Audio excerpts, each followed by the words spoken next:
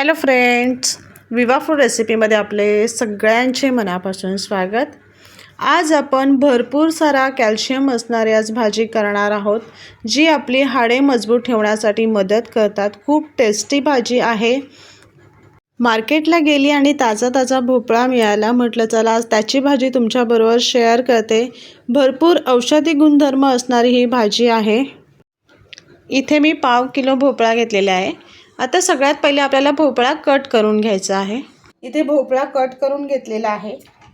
आता आपल्याला या भोपळ्याची भाजी करताना ना त्याचं बी काढून घ्यायचे आणि हे साईडला करून घ्यायचे. त्याचं आपण साल काढणार नाही आहोत, साल आपण तसाच ठेवणार आहोत. फक्त देठ काढून घ्यायचे आणि त्याला आपण ना असं उभं कट करून घ्यायचे. सालासहितच आपण कट करणार आहोत. थोडं मोठंच ठेवून घ्यायचे, ते पटकन शिजतात, वेळ लागत नाही आहे. त्याच्यामुळे थोडं शक्य तेवढं मोठंच ठेवून घ्यायचं आहे. अशी आपण पूर्ण भाजी कट करून घेऊया. ही भाजी भाकरी बरोबर, भाताबरोबर खूप छान लागते. मुलांसाठी सुद्धा तुम्ही डब्याला देऊ शकताय. ह्याच्यामध्ये कॅल्शियमचं प्रमाण खूप आहे. ही भाजी आता मी कांदा वगैरे टाकून करणार आहे, पण तुम्ही ह्या भाजीचा वापर उपवासाला सुद्धा करू शकताय. फक्त त्याच्यात तुम्ही कांदा लसणाचा वापर न करता उपवासासाठी मिरची आणि जिरं टाकून करायचं, ते सुद्धा खूप छान होते. आता इथे सर्व भाजी मी कट करून घेतलेली आहे. कढईमध्ये पाणी घेतलं आहे आणि हे आपण स्वच्छ धुवून घ्यायचे.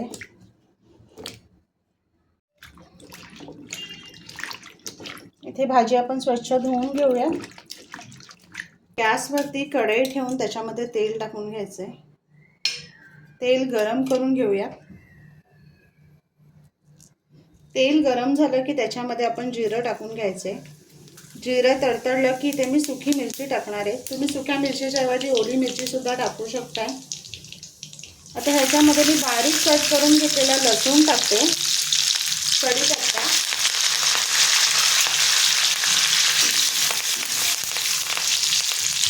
आणि बारीक चिरून घेतलेला कांदा टाकून घ्यायचे आणि छान परतून घ्यायचे. कांदा छान परतून झालेले. आता ह्याच्यामध्ये आपण कट करून घेतलेला भोपळा टाकायचे.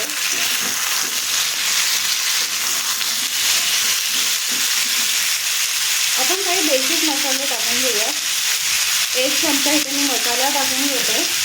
हळद टाकायची आहे आणि गोडा मसाला, आणि हे आपल्याला परतून घ्यायचं.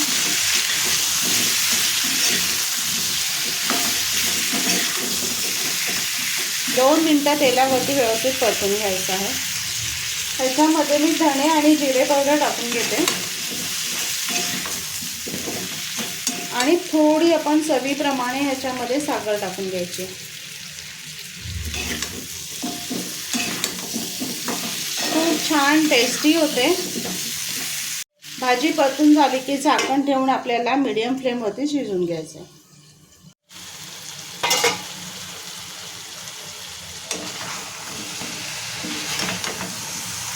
मस्त आपली भोपळ्याची भाजी शिजायला आलेली आहे. पटकन शिजून होते. इथे बघा 70% शिजलेली आहे. आता ह्याच्यामध्ये ना आपण चवीप्रमाणे मीठ टाकून घेऊयात. मिक्स करायचं आहे आणि लगेचच आपल्याला आमचूर पावडर टाकून घ्यायचे. थोडं आंबट गोड अशी भाजी आपण करणार आहोत. खूप छान लागते. आणि भरपूर सारा कोथिंबीर आणि मिक्स करायचं आहे.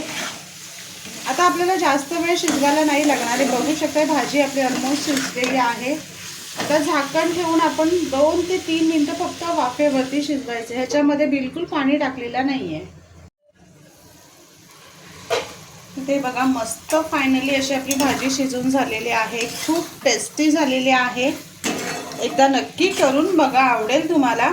आपण बघूयात आपली भाजी कशी शिजलेली आहे ती. इथे बघा मस्त अशी आपली भाजी शिजून झालेली आहे. बिलकुल वेळ लागत नाही आहे. झटपट होणारी भाजी आहे आणि पौष्टिक आणि हेल्दी आहे. तर नक्की बनवा आणि सांगा कशी झाली ती. आता मी एका प्लेटमध्ये काढून तुम्हाला दाखवते. टेस्टी आणि पौष्टिक अशी भाजी आपली तयार झालेली आहे. तर नक्की बनवा आणि सांगा कसे झाले ते.